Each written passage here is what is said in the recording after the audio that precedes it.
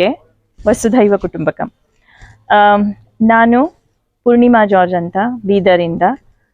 ನನ್ನನ್ನು ಈಗ ಮುಂದೆ ಬರ್ತಕ್ಕಂತಹ 6ನೇ ಸೆಪ್ಟೆಂಬರ್ಗೆ ನಡೀತಾ ಇರ್ತಕ್ಕಂತಹ ಮೊದಲ ಶೈಕ್ಷಣಿಕ ಸಾಹಿತ್ಯ ಸಮ್ಮೇಳನವನ್ನು ಬೀದರ್ ಜಿಲ್ಲಾ ಕನ್ನಡ ಸಾಹಿತ್ಯ ಪರಿಷತ್ತು ಆಯೋಜಿಸ್ತಾ ಇದೆ. ಅದಕ್ಕೆ ಸರ್ವಾಧ್ಯಕ್ಷೆಯಾಗಿ ಇವತ್ತು ನನ್ನನ್ನು ವಿದ್ಯುಕ್ತವಾಗಿ ಆಹ್ವಾನಿಸಿದ್ದಕ್ಕೆ ಕಸಾಪದ ಎಲ್ಲ ಸರ್ವ ಪದಾಧಿಕಾರಿಗಳು ಮತ್ತು ನಮ್ಮ ಜಿಲ್ಲೆಯ ಗಣ್ಯಾತಿ ಗಣ್ಯರೆಲ್ಲ ಬಂದಿದ್ದಾರೆ.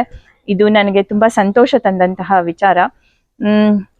ನಾನು ಹೇಗೆ ಈ ಸಮ್ಮೇಳನ ಅಧ್ಯಕ್ಷೆಯ ಸ್ಥಾನವನ್ನು ವಹಿಸೋದಕ್ಕೆ ಒಂದು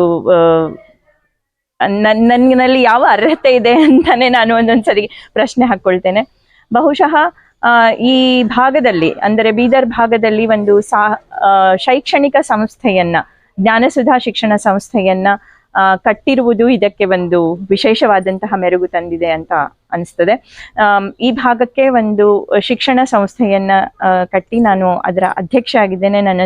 ನನ್ನ ಸಂಸ್ಥೆಯಲ್ಲಿ ಅದನ್ನ ಮುಂದೆ ನಡೆಸ್ಕೊಂಡು ಹೋಗೋದಕ್ಕೆ ಸುಮಾರು ಜನ ಇದ್ದಾರೆ. ಬಹಳ ದೊಡ್ಡ ಒಂದು ನಮ್ಮ ಬಳಗನೆ ಕೆಲಸ ಮಾಡ್ತಾ ಇದೆ. ಅದಕ್ಕೆ ನಾನು ಮುಖ ಮಾತ್ರ.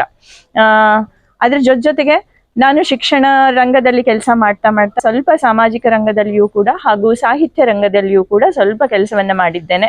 ಆ ನನ್ನ ಕೆಲಸವನ್ನೇ ಮೂಲವಾಗಿಟ್ಕೊಂಡು ಇವತ್ತು ನನಗೆ ಶೈಕ್ಷಣಿಕ ಮತ್ತು ಸಾಹಿತ್ಯ ಸಮ್ಮೇಳನದ ಸರ್ವಾಧ್ಯಕ್ಷೆಯನ್ನ ಜನರೆಲ್ಲರೂ ನನಗೆ ಈ ಪಟ್ಟವನ್ನು ಕೊಟ್ಟಿದ್ದಕ್ಕೆ ನಾನು ವಿನೀತಳಾಗಿ ಎಲ್ಲರಿಗೂ ಧನ್ಯವಾದಗಳನ್ನು ಅರ್ಪಿಸ್ತೇನೆ. ನನಗೂ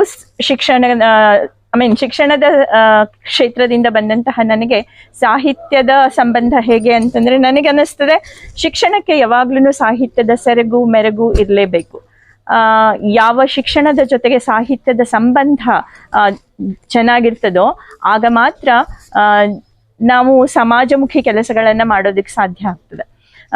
ಇದಕ್ಕೆ ಉದಾಹರಣೆ BM ಶ್ರೀರವರು ಮತ್ತು ಮಾಸ್ತಿ ವೆಂಕಟೇಶ್ ಅಯ್ಯಂಗಾರ್ರವರು. ಅವರೆಲ್ಲ ದೊಡ್ಡ ದೊಡ್ಡ ಹುದ್ದೆಗಳಲ್ಲಿ ಇದ್ದು ಅಷ್ಟೊಂದು ಕೆಲಸ ಯಾಕೆ ಮಾಡೋದಕ್ಕೆ ಅವರಿಂದ ಸಾಧ್ಯ ಆಯಿತು ಅಂತಂದ್ರೆ ಅವರಿಗೆ ಸಾಹಿತ್ಯದ ಹರವು ಅವರಿಗೆ ಗೊತ್ತಿತ್ತು. ಸಾಹಿತ್ಯದಲ್ಲಿ ಅವರು ಮುಳುಗಿ ಎದ್ದಿದ್ರು. ಹಾಗಾಗಿ ಅವರಿಗೆ ತಮ್ಮ ಕೆಲಸ ಕಾರ್ಯಗಳನ್ನು ಸರಿಯಾಗಿ ಮಾಡೋದಕ್ಕೆ ಸಾಧ್ಯ ಆಯಿತು. ನಿಜವಾದ ಮೌಲಿಕ ಶಿಕ್ಷಣವನ್ನ ನಾವು ಮಕ್ಕಳಿಗೆ ಕೊಡಬೇಕು ಅಂತ ಯೋಚನೆ ಮಾಡುವ ಇಂದಿನ ಸಮಾಜದಲ್ಲಿ ನಮಗೆ ಅವರೆಲ್ಲರೂ ಪ್ರಸ್ತುತರಾಗ್ತಾರೆ. ಅವರು ಹಾಕಿಕೊಟ್ಟ ಮಾರ್ಗದಲ್ಲಿ ನಮ್ಮ ಮಕ್ಕಳನ್ನ ಮುಂದೆ ನಡೆಸಿದ್ರೆ ಮುಂದಿನ ಸಮಾಜ ಖಂಡಿತವಾಗ್ಲೂ ಸುಭೀಕ್ಷವಾದಂತಹ ಸಮಾಜ ಆಗುತ್ತೆ ಅಂತ ನಾನು ಹೇಳೋದಕ್ಕೆ ಇಷ್ಟಪಡ್ತೇನೆ. 6ನೇ ತಾರೀಕು ಬೀದರಿನಲ್ಲಿ ಪ್ರಥಮ ಶೈಕ್ಷಣಿಕ ಕನ್ನಡ ಸಾಹಿತ್ಯ ಸಮ್ಮೇಳನವನ್ನ ಹಮ್ಮಿಕೊಳ್ಳಲಾಗಿದೆ. ಅದರಲ್ಲಿ ಶಿಕ್ಷಣಕ್ಕೆ ಸಂಬಂಧಪಟ್ಟಂತಹ ಗೋಷ್ಠಿಗಳು, ಶಿಕ್ಷಣದ ಅಸ್ಮಿತೆಯ ಬಗ್ಗೆ ಹಾಗೂ ಕವಿಗೋಷ್ಠಿಗಳು ನಡೆಯಲಿವೆ. ಬಹಿರಂಗ ಸಭೆ ನಡೆಯಲಿದೆ. ಬೆಳಿಗ್ಗೆ 8ರಿಂದ ಪ್ರಾರಂಭವಾಗುವ ಎಲ್ಲ ವಿವಿಧ ಕಾರ್ಯಕ್ರಮಗಳು ಸಾಯಂಕಾಲದವರೆಗೂ ನಡೀತಾ ಇದ್ದಾವೆ.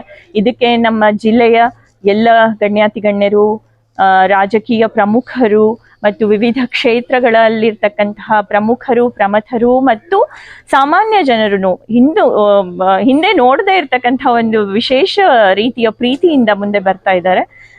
ಹಾಗಾಗಿ ಈ ಶಿಕ್ಷಣಕ್ಕೆ ಸಂಬಂಧಪಟ್ಟಂತಹ ಸಾಹಿತ್ಯ ಸಮ್ಮೇಳನ ಏನಿದೆ ಇದು ಇಡೀ ರಾಜ್ಯಕ್ಕೆ ಮಾದರಿಯಾಗಲಿ ಅಂತ. ನಮಗೆ ಗೊತ್ತಿರೋ ಪ್ರಕಾರ ಇಡೀ ರಾಜ್ಯದಲ್ಲಿ ಈ ತರಹ ಶೈಕ್ಷಣಿಕ ಸಾಹಿತ್ಯ ಸಮ್ಮೇಳನವನ್ನ ಯಾರೂ ಮಾಡಿಲ್ಲ.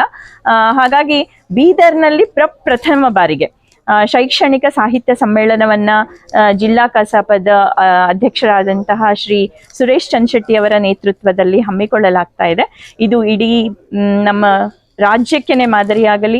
ಎಲ್ಲ ಜಿಲ್ಲೆಗಳಲ್ಲಿ, ಎಲ್ಲ ತಾಲೂಕುಗಳಲ್ಲಿಯೂ ಕೂಡ ಶಿಕ್ಷಣ ಮತ್ತು ಸಾಹಿತ್ಯದ ಮೇಳೈಸುವಿಕೆ ಏನಿದೆ ಅದ್ರ ಜೊತೆಗೆ ನಾವು ಮುಂದಿನ ಒಂದು ಸಮಾಜವನ್ನ ಹೇಗೆ ಕಟ್ಟಬೇಕು ಅನ್ನುವುದರ ಕಡೆಗೆ ನಾವೆಲ್ಲ ಲಕ್ಷ್ಯ ವಹಿಸೋದಕ್ಕೆ ಈ ಸಾಹಿತ್ಯ ಸಮ್ಮೇಳನಗಳು ಮಾದರಿಯಾಗಲಿ ಅಂತ ಹೇಳ್ತಾ, ಸಮ್ಮೇಳನಾಧ್ಯಕ್ಷೆಯನ್ನಾಗಿ ನನ್ನನ್ನು ಇವತ್ತು ಇಷ್ಟೊಂದು ಮಾಡಿ ಇವರು ಬಂದು ನನಗೆ ಇವತ್ತು ವಿದ್ಯುಕ್ತವಾಗಿ ಆಹ್ವಾನ ಪತ್ರಿಕೆಯನ್ನು ನೀಡಿದ್ದಾರೆ. ತುಂಬ ಸಂತೋಷದಿಂದ ನಾನು ಈ ಆಹ್ವಾನವನ್ನು ಸ್ವೀಕರಿಸುತ್ತೇನೆ. ತಮ್ಮೆಲ್ಲರಿಗೂ ಧನ್ಯವಾದಗಳು.